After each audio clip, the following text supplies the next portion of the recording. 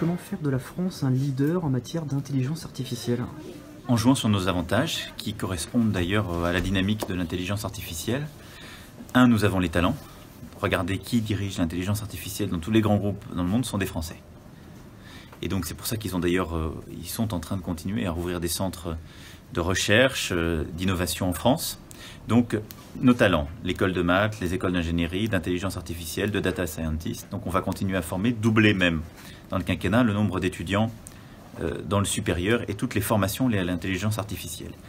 Ensuite, développer beaucoup plus fortement encore nos réseaux de recherche fondamentale et recherche applicative. On l'a vu ici très bien à l'Institut Curie avec cette start-up Hawking, mais c'est permettre, nous, d'investir sur la recherche fondamentale, mais de le faire avec justement des partenariats ouverts, d'avoir un réseau de Paris à Toulouse, en passant par les différents centres d'excellence français, avec l'INRIA comme acteur qui consolidera tout ça, et des partenariats avec le secteur privé et un investissement massif. On va mettre un peu plus d'1,5 milliard sur l'intelligence artificielle au cours du quinquennat avec différents appels à projets. Ensuite, c'est d'avoir donc des chaires d'excellence, d'attirer les meilleurs talents internationaux, publics et privés, et d'avoir cet effet de masse et d'accélération. Puis enfin, c'est la donnée. Parce que si on veut que les choses avancent beaucoup plus vite, il faut ouvrir les données.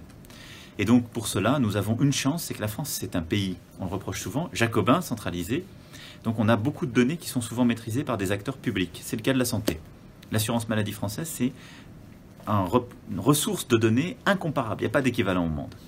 Et donc on va l'ouvrir. On a mis en place donc un centre national de gestion des données personnelles qui va permettre de protéger à la fois votre anonymat, de respecter nos règles et nos préférences. On ne veut pas que votre information, ce qu'il y a à savoir sur vous, circule, mais en anonymisant et en suivant aussi l'utilisation qui est faite des données qu'on ouvre. C'est-à-dire on veut qu'il y ait une retombée pour nous, on veut être sûr que ça correspond à nos règles de déontologie, permettre à des acteurs justement de l'intelligence artificielle d'innover. Et donc on va mettre en place des protocoles d'ouverture des données santé et utiliser beaucoup mieux les données en France.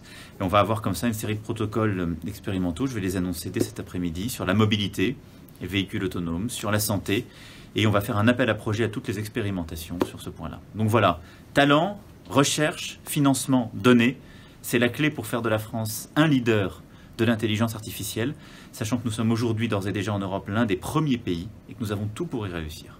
Et comment éviter l'afflux des cerveaux? Simplement en rendant la France attractive. Vous savez, les cerveaux, on dit souvent ils vont pour l'argent. C'est pas forcément vrai toujours.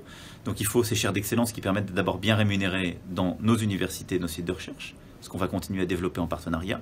Il faut attirer les meilleurs industriels. On a Facebook, Google, Samsung l'a annoncé.